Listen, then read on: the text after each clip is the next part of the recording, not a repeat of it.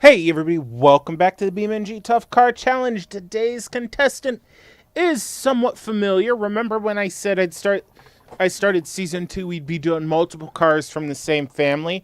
So this is a Bruckell LeGran, but not the Sport, obviously. We've already run the Sport, and that has a rating of 2 1/3.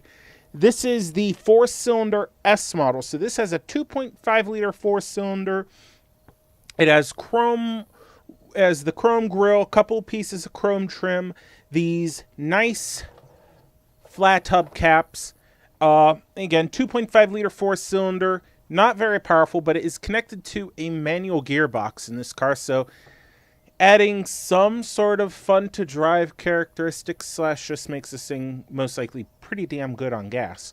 So, will this little 4-cylinder beat the Sport's 2 1/3? Or will it fall apart sooner? Let's hop in it, fire up this little car, and see what it can do. Alrighty, we're in the car. Gonna put foot on the clutch, hit the starter. Alright, there we go. Car is running. So pretty much with this car being an S, and even though it's a manual transmission, we have no tachometer. So we have to rely purely on engine noise. And there's a lot of engine noise. So, let's go ahead and put it in first. 3, 2, 1, and away we go. Nice amount of wheel spin right off the bat, but again, that's from popping the clutch. So, nice amount of speed coming up to the first jump. Now, this being a lower trim car, it does not have anti-lock brakes, so it's a base model car, and this car's from the 80s where anti-lock brakes was seen as a luxury, like a lot of safety features are when they're first introduced.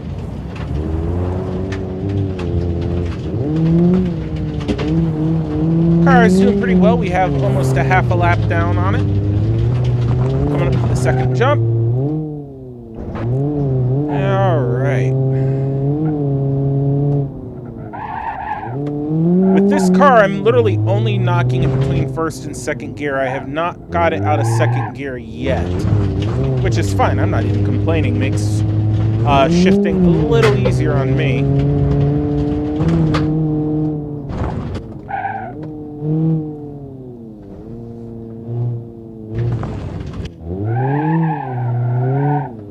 Come on. Looks like the car is getting a little warm, but that's going to happen. This car was not built for the challenge of the Tough Car Challenge test track. So, engine's running hot, but that's fine. It's not overheated yet. So, 1 lap down, first jump at speed. Okay. Up the Widowmaker.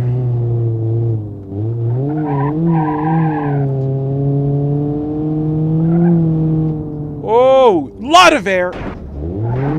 Oh, flat landed that. Through a hubcap. Oh, surprised that didn't break anything else. You'd think that'd break the suspension, so. Oh, 1.5 laps down. Actually, turn the lights on so you can see our gauges just a little bit better, especially the temperature gauge, because that's what I'm keeping my eye on. All right, over the third jump.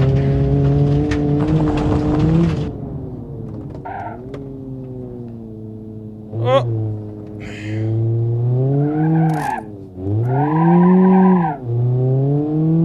So far, it has not hit the red yet, so I'm actually pleasantly surprised. The car's cooling system is doing its job. Come on.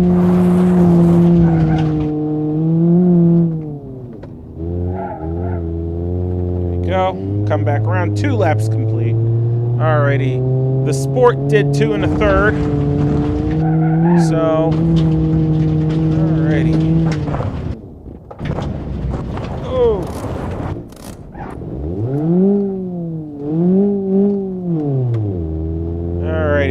the Widowmaker. There we go. Here we come to the area where the Sport died. Oh, bad landing. And we survived it, but we have a blown radiator now. Oh, shit.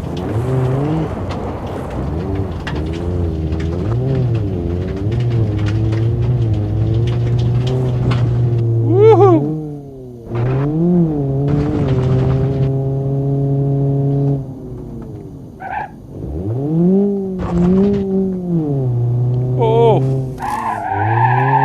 Oh, look at that. That's actually not a bad little front-wheel drive drift there.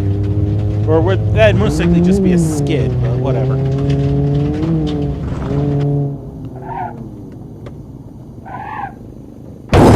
Oh, something got broken.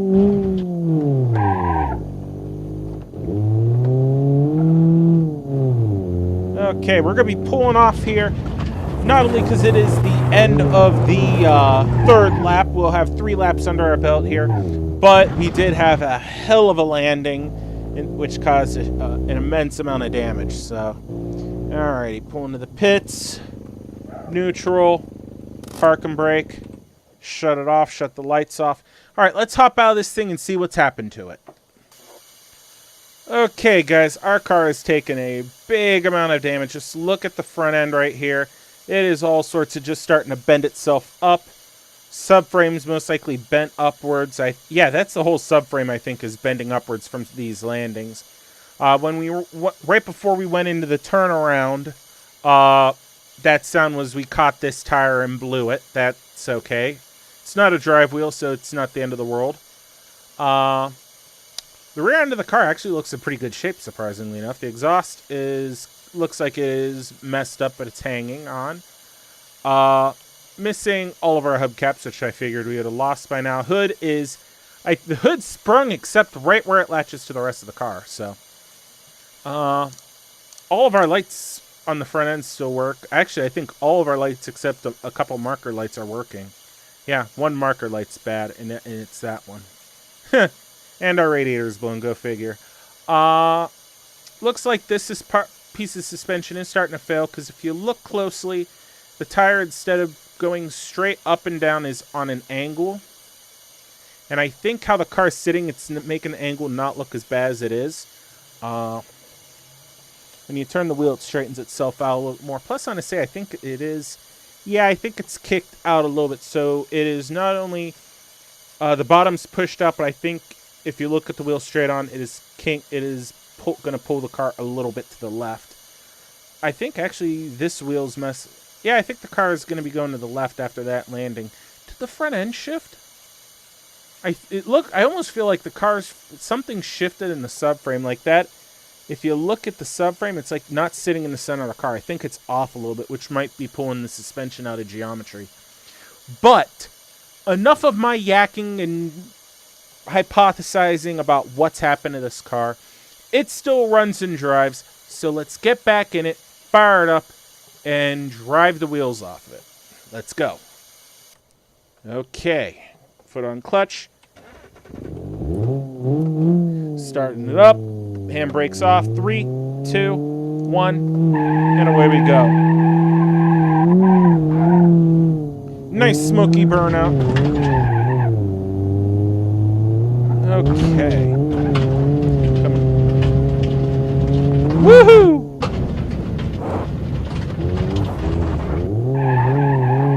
Oh.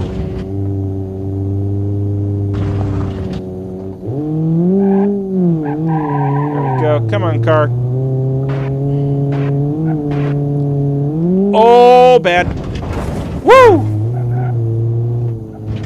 I think my door came open. Yep, the door's open. Well, that was bound to happen at some point. The body is pretty damn sprung.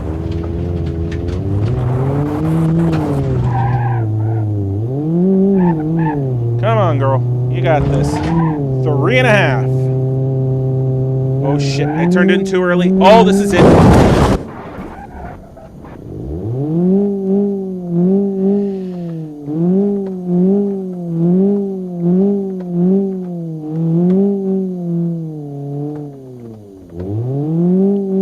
right. We've lost drive. We've lost drive. That's it. Okay. We've lost drive in the car, as I just said. So that is it for the LeGran 2.5S. So let's go ahead, hop out of the car, and see how she did. This thing is all sorts of fucked up. I mean, the car has just started to turn itself into a taco shell. If it wouldn't have blown, it blew its an axle, so it would not continue going. But if it would not have blown its axles, I mean, it'd be almost scraping, but it's still going. I mean, the steering is still attached to both wheels, so headlights still work. The front bumper got lost most likely when we went over those rocks in the Widowmaker. And I mean, you can hear it. It's still sitting there just putting away, so. But, yep. I just put it in first.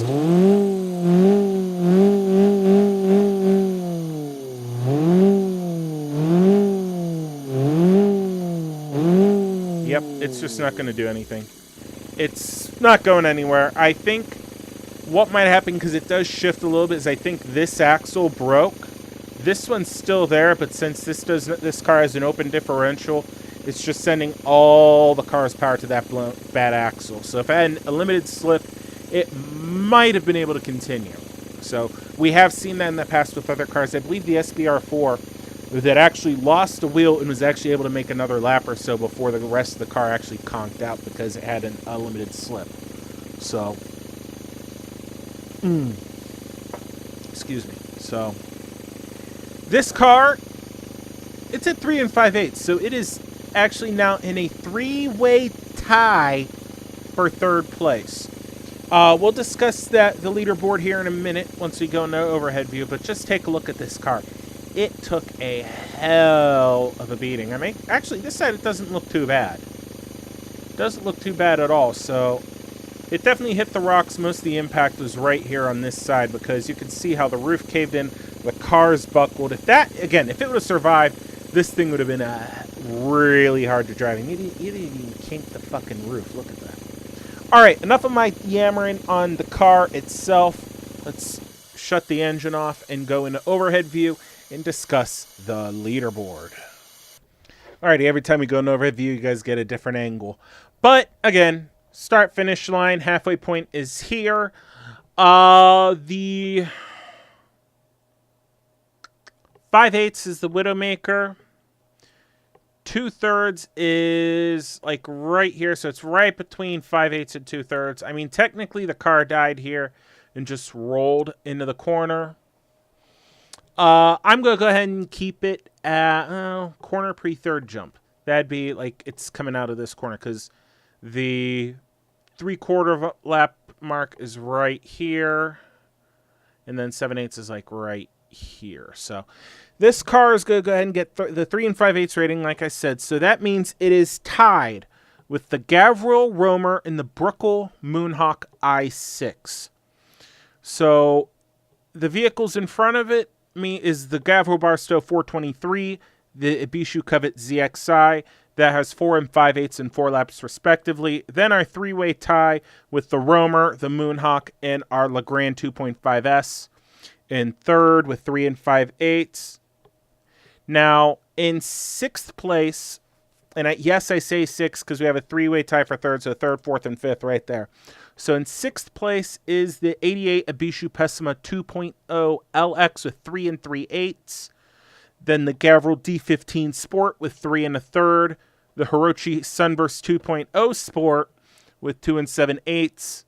The Bruckell LeGran Sport with 2 1/3, and in last place is the Ibishu 200BX Type LS with 1 7/8. So that's our entire leaderboard right now. All 1, 2, 3, 4, 5, 6, 7, 8, 9. Yeah, that's 10 cars now, isn't it?